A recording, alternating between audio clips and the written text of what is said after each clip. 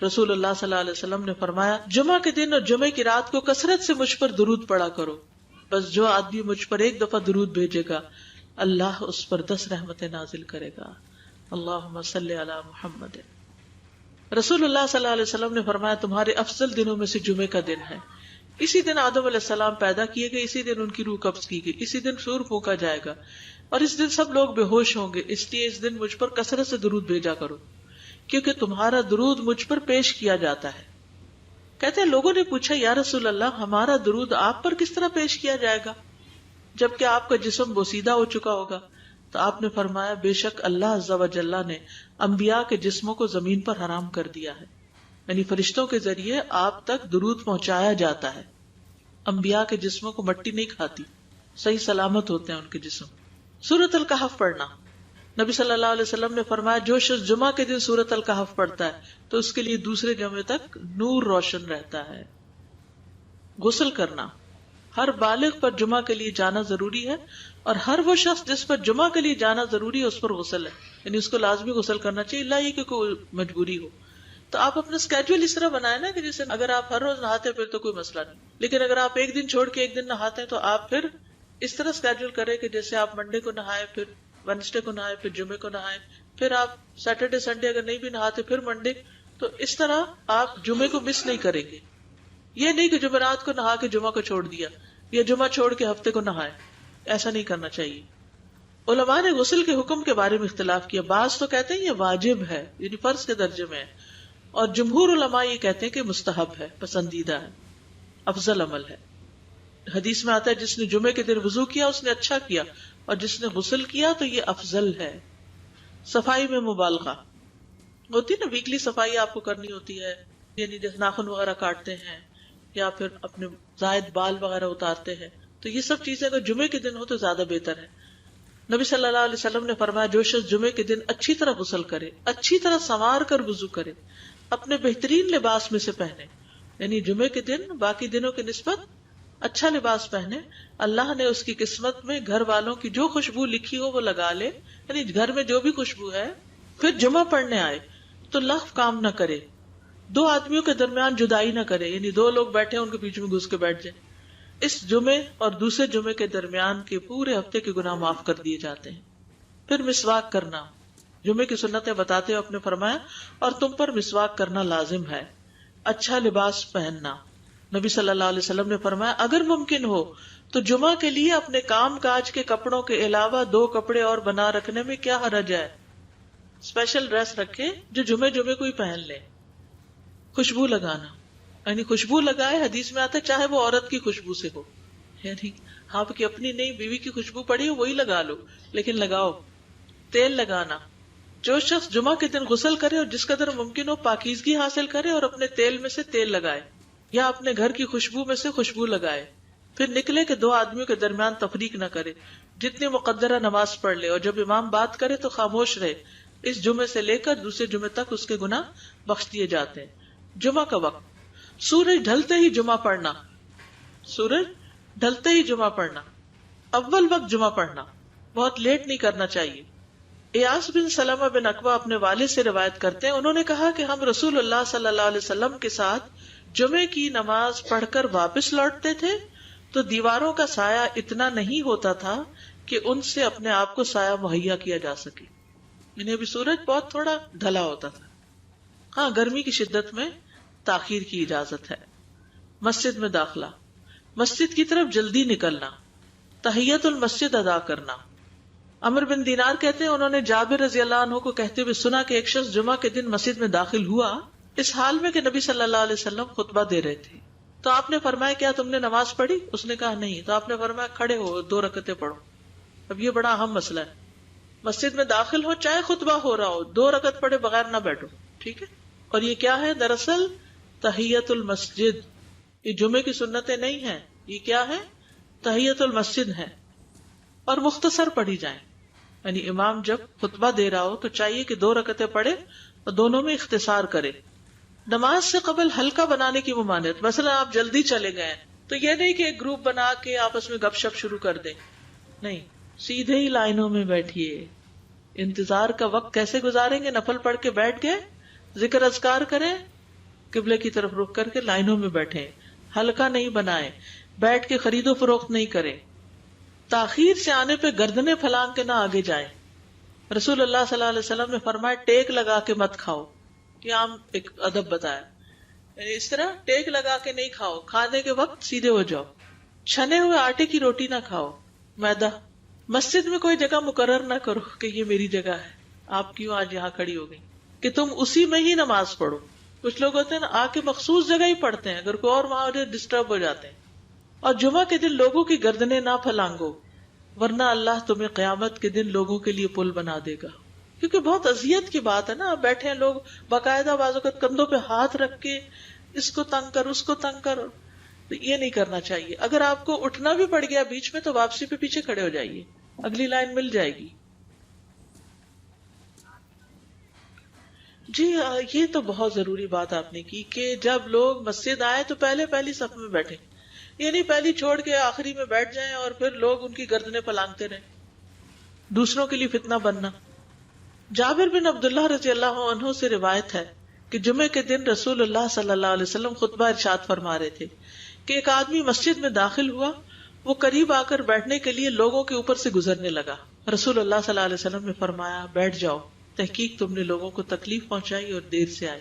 یہ عربی کے الفاظ بڑے خوبصورت ہیں، اجلس فقد آذیت و آنیت، کتنی جامع زبان ہے یہ۔ اجلس فقط آذیت، تو نے اذیت دی، و آنیت، اور دیر سے آئے، ہاں؟ تو اس سے منع کیا گیا۔ کسی کو اس کی جگہ سے نہ اٹھانا۔ جابر رضی اللہ عنہ نبی صلی اللہ علیہ وسلم سے روایت کرتے ہیں، آپ نے فرمایا تم میں سے کوئی شخص جمعہ کے دن اپنے بھائی کو کھڑا نہ کرے کہ پھر دوسری طرف سے آ کر اس کی جگہ پہ خود بیٹھ جائے، بلکہ جو آئے وہ کہے جگہ کشادہ کرو، ہمارے لیے بھی جگہ بناؤ، یہ کہے۔ خطبہ جمعہ اور اس کے آداب۔ خطبہ جمعہ کی اہمیت، جب اذان ہو جائے تو کیا کرے انسان؟ مسجد کی طرف دوڑ پڑے۔ تو مسجد میں جماعت تو نہیں ہو رہی ہوگی، پہلے کیا ہو رہا ہوگا؟ خطبہ ہو رہا ہوگا۔ امام کا خطبے سے پہلے سلام کرنا۔ نبی صلی اللہ علیہ وسلم جب ممبر پر چڑھتے تو حاضرین کو السلام علیکم کہتے۔ امام کا کھڑے ہو کر خطبہ دینا۔ رسول اللہ صلی اللہ علیہ وسلم کھڑے ہو کر خطبہ دیتے، پھر بیٹھ جاتے، پھر کھڑے ہوتے اور کھڑے ہو کر خطبہ دیتے، یعنی بیچ میں تھوڑا سا بیٹھ بھی جاتے تھے۔ جس نے تمہیں یہ خبر دی کہ آپ بیٹھ کر خطبہ دیتے تھے تو تحقیق اس نے جھوٹ بولا۔ بس یقیناً اللہ کی قسم میں نے آپ کے ساتھ 2000 سے زائد نمازیں پڑھی ہیں، یعنی جن میں بہت سے جمعے بھی آئے ہیں، تو ایسا کچھ نہیں۔ امام کا 2 خطبے دینا، یعنی کھڑے تھے پہلے، پھر ذرا بیٹھ گئے، پھر دوسری دفعہ اٹھے، تو یہ 2 خطبے ہو گئے۔ مختصر خطبہ دینا۔ آپ کے خطبات چند کلمات ہوا کرتے تھے، بہت لمبی تقریریں نہیں۔ آپ کا خطبہ درمیانہ ہوتا تھا۔ نبی صلی اللہ علیہ وسلم نے فرمایا آدمی کا نماز کو لمبا کرنا اور خطبے کو مختصر کرنا اس کی سمجھداری کی علامت ہے۔ بس نماز لمبی کرو اور خطبہ مختصر کرو، کیونکہ بعض بیان جادو جیسا اثر رکھتے ہیں، یعنی تھوڑے بھی بات کرو گے تو دل میں چلی جائے گی۔ نماز پہ زیادہ توجہ۔ نبی صلی اللہ علیہ وسلم کا خطبے میں سورۃ قاف پڑھنا۔ حارثہ بن نعمان کی بیٹی سے روایت ہے، کہتی ہے کہ میں نے سورۃ قاف رسول اللہ صلی اللہ علیہ وسلم سے سن کر حفظ کر لی۔ آپ ہر جمعے کو خطبے میں پڑھا کرتے تھے۔ سامعین کا امام کی طرف رخ کرنا، یعنی جمعے کے دن یہ نہیں کہ آپ کرسی لگا کے کسی اور طرف منہ کر کے بیٹھ جائیں اور جب جماعت ہو تو پھر صف میں کھڑے، نہیں، آپ صف میں بیٹھے ہو، کس طرف منہ ہو؟ قبلہ رخ ہو، امام سامنے ہی ہوگا نا قبلے کی طرف۔ ایک صحابی کہتے کہ جب آپ ممبر پہ چڑھتے تو ہم اپنے چہروں کے ساتھ آپ کی طرف متوجہ ہوتے، ادھر ادھر نہیں دیکھتے تھے خطبے کے دوران۔ امام کے قریب بیٹھنا۔ اللہ کے نبی صلی اللہ علیہ وسلم نے فرمایا ذکر میں حاضر ہوا کرو، یعنی خطبہ میں، اور امام کے قریب بیٹھا کرو، بے شک آدمی دور ہوتا رہتا ہے حتیٰ کہ وہ جنت میں بھی پیچھے ہی ہوگا اگرچہ وہ اس میں داخل بھی ہو جائے۔ تاخیر کی اتنی مذمت ہے۔ خاموشی سے خطبہ سننا، یعنی بات نہیں کرنی چاہیے، کوئی اہم بات بھی نہیں پوچھنی چاہیے۔ ابن مسعود سے روایت ہے کہ انہوں نے ابی ابن کعب سے قرآن کی کسی آیت کے بارے میں سوال کیا جبکہ اللہ کے نبی خطبہ دے رہے تھے، تو انہوں نے اعراض کیا اور کوئی جواب نہ دیا۔ پھر جب آپ نے نماز پڑھائی تو ابی کہنے لگے تمہارا جمعہ ہی نہیں ہوا۔ تو ابن مسعود نے رسول اللہ صلی اللہ علیہ وسلم سے پوچھا تو آپ نے فرمایا ابی نے سچ کہا، کوئی بات کرنے کی اجازت نہیں، یہ کہنے کی بھی کہ چپ ہو جاؤ یہ بھی اجازت نہیں۔ عبداللہ بن مسعود کہتے کہ جب امام جمعہ کے لیے آ گیا پھر تمہارا اپنے ساتھی سے یہ کہنا کہ خاموش رہو لغویت کے لیے کافی ہے، یہ بھی لغو بات ہے۔ کوئی لغو حرکت نہ کرنا، کنکریوں سے نہ کھیلنا، فون سے نہیں کھیلنا، میسجز چیک نہیں کرنا، انگلیوں میں انگلیاں ڈال کے پٹاخے نہیں بجانا، گوٹ مار کے نہیں بیٹھنا. گوٹ مار کے کیسے بیٹھتے ہیں؟ گھٹنے اوپر کر کے اور یوں ایسے گھٹنوں کے گرد ہاتھ ڈال کے. کئی دفعہ ایسے نظر آتا ہے کہ خطبے میں لوگ اس طرح بیٹھے ہوتے ہیں کیونکہ پتہ نہیں ہے. یعنی آپ چوکڑی مار سکتے ہیں. آپ سب سے افضل پوزیشن تو یہ ہے کہ جیسے نماز کے اتحیات میں ہم بیٹھتے ہیں، لیکن کچھ لوگ اس طرح بیٹھ نہیں سکتے، چلے کرسی میں بیٹھ جائیں. اگر کرسی نہیں ہے، نیچے بیٹھے ہیں تو چوکڑی مار کے بیٹھ جائیں، مگر ٹانگیں اس طرح پیٹ کے ساتھ لگا کے گھٹنوں پہ ہاتھ کو بل دے کے اس طرح نہیں بیٹھے. اگر مجبوری ہے تو وہ اور بات ہے، لیکن یہ کہ بلا وجہ نہیں کرنا چاہیے کیونکہ ادب کے خلاف ہے. اونگ آنے پر جگہ بدلنا. نبی صلی اللہ علیہ وسلم نے فرمایا اگر جمعہ کے دن کسی کو مسجد میں اونگ آنے لگے تو اپنی اس جگہ کو دوسری جگہ سے بدل لے. کہ بعض اوقات ایسا ہوتا ہے نا، خطبے کے وقت بڑی سکینت ہوتی ہے اور آخری خطبہ تو آپ نیند میں ہی سنتے ہیں. نماز جمعہ کی رکعت 2 رکعت ہے فرض بس. جمعہ کی نماز 2 رکعتیں ہیں اور ان دونوں میں قرات ہوتی ہے. نبی صلی اللہ علیہ وسلم جمعے میں سبح اسم ربک الاعلی اور هل اتاک حدیث الغاشیہ پڑھتے. کبھی جمعہ اور عید کٹھے ہو جاتے تب بھی دونوں نمازوں میں یہی سورت پڑھتے تھے. ٹھیک ہے. اسی طرح صبح کی نماز میں جمعے کے دن الف لام میم التنزیل اور هل اتى علی الانسان کی قرات کرتے اور نماز جمعہ میں سورۃ الجمعہ اور منافقین کی تلاوت کرتے. یعنی یہ بھی ملتا ہے. فرض کے بعد 2 رکعت پڑھنا. عبداللہ بن عمر سے روایت ہے انہوں نے رسول اللہ صلی اللہ علیہ وسلم کی نفل نماز کو بیان کیا اور کہا کہ آپ جمعے کے بعد کوئی نفل نماز نہیں پڑھتے تھے حتیٰ کہ واپس تشریف لے جاتے پھر اپنے گھر میں 2 رکعت پڑھتے تھے. اب جو لوگ گھر نہیں جاتے تو پھر وہیں پر وہ پڑھ لیتے ہیں، ورنہ آپ صلی اللہ علیہ وسلم اپنی سنتیں وغیرہ گھر میں پڑھتے تھے. اور اسی طرح 4 بھی پڑھی جا سکتی، 2 بھی ہیں 4 بھی ہیں. آپ صلی اللہ علیہ وسلم نے فرمایا جب تم میں سے کوئی جمعہ پڑھ چکے تو اس کے بعد 4 رکعتیں پڑھے. یہ آپ کا حکم ہے. تو جب آپ کا 2 چیزیں ہوتی ہیں سمجھنے کے لیے، ایک آپ کا فعل ہوتا ہے اور ایک آپ کا حکم ہوتا ہے. تو ہمارے لیے کیا ہے جو آپ کا حکم ہو. جمعے کے بعد کوئی اور نماز پڑھنے سے پہلے گفتگو کرنا، یعنی سنت پڑھنے سے پہلے گفتگو کرنا. اسما بن مالک سے مرفوعاً روایت ہے کہ جب تم میں سے کوئی آدمی جمعہ کی نماز پڑھے تو اس کے بعد اس وقت تک کوئی نماز ادا نہ کرے جب تک کسی سے کلام نہ کرے یا اس جگہ سے نکل نہ جائے. پہلے منع تھا، اب کوئی نہ کوئی بات کر لینی چاہیے. نہیں سمجھ آئی؟ یعنی جمعہ پڑھ لیا آپ نے اور پھر کسی سے آپ سلام دعا کر لیں، اس کے بعد سنت پڑھیں یا نفل جو بھی. ٹھیک ہے. اور گھر جانا ہے تو گھر جا کے پڑھیں، اور اگر گھر نہیں جانا، کام پہ جانا ہے تو ادھر ہی پڑھ کے چلے جائیں. کتنا پیارا ہے ہمارا دین کہ اتنا لمبا بھی چپ کا روزہ نہیں رکھوایا. بالکل. عاصم سے روایت ہے، وہ ابو قلابہ سے نقل کرتے ہیں میں نے ان کے ساتھ جمعہ کی نماز پڑھی. جب میں نے اپنی نماز پوری کر لی انہوں نے میرے ہاتھ کو پکڑا اور میری جگہ پر کھڑے ہوئے اور مجھے اپنی جگہ پہ کھڑا کیا. وہ جو ہم چینج کرتے ہیں نا جگہ، وہ اس کی بات ہو رہی ہے. یعنی جمعے کے بعد کوئی اور نماز پڑھنے سے پہلے بات بھی کر لینا، جگہ بھی تبدیل کرنا. لیکن اگر کچھ لوگ پہلے سے ہی آپ کی سنتیں شروع کر چکے اور کوئی چینج کرنے والا نہیں تو پھر پڑھ لیجئے. یعنی یہ مستحب اعمال ہے، ان میں ایسا نہیں کہ کوئی گناہ لازم ہو جائے گا، لیکن افضل یہ ہے، افضل سے اجر زیادہ ہو جاتا ہے. جمعہ کے دیگر احکام. 1 رکعت پانے پر بھی جمعہ ادا ہو جاتا ہے. یعنی اگر کسی کو رش مل گیا، پارکنگ نہیں ملی اور 1 رکعت میں بھی پہنچ گیا تو جمعہ ہو گیا. امام سے دعا کا کہنا. انس کہتے ہیں کہ ایک سال نبی صلی اللہ علیہ وسلم کے عہد میں لوگ قحط میں مبتلا ہوئے. جمعہ کے دن میں نبی صلی اللہ علیہ وسلم کے خطبہ پڑھنے کے دوران میں ایک اعرابی کھڑا ہو گیا. کہا یا رسول اللہ، مال تباہ ہو گئے، بچے بھوکے مرنے لگے، اس لیے آپ اللہ سے ہمارے حق میں دعا کیجیے. آپ نے اپنے دونوں ہاتھ اٹھائے. اس وقت آسمان پر بادل کا ایک ٹکڑا بھی نہیں تھا. قسم اس ذات کی جس کے ہاتھ میں میری جان، آپ نے ہاتھ اٹھائے بھی نہیں تھے کہ پہاڑوں کی طرح بادل کے بڑے بڑے ٹکڑے امڑ آئے. یہ معجزہ ہے آپ کا، آپ کی دعا قبول ہو گئی. پھر آپ ممبر سے ابھی اترے نہیں تھے کہ میں نے آپ کی داڑھی پر بارش کے قطروں کو ٹپکتے ہوئے دیکھا. اس دن خوب بارش ہوئی. پھر دوسرے دن، تیسرے، چوتھے، حتیٰ کہ دوسرے جمعے تک سلسلہ جاری رہا. دوسرے جمعے وہی عرابی یا کوئی اور کھڑا ہو گیا اور کہا یا رسول اللہ، چھتیں گر گئی، مال ڈوب گیا، اس لیے آپ ہمارے لیے اللہ سے دعا کیجیے.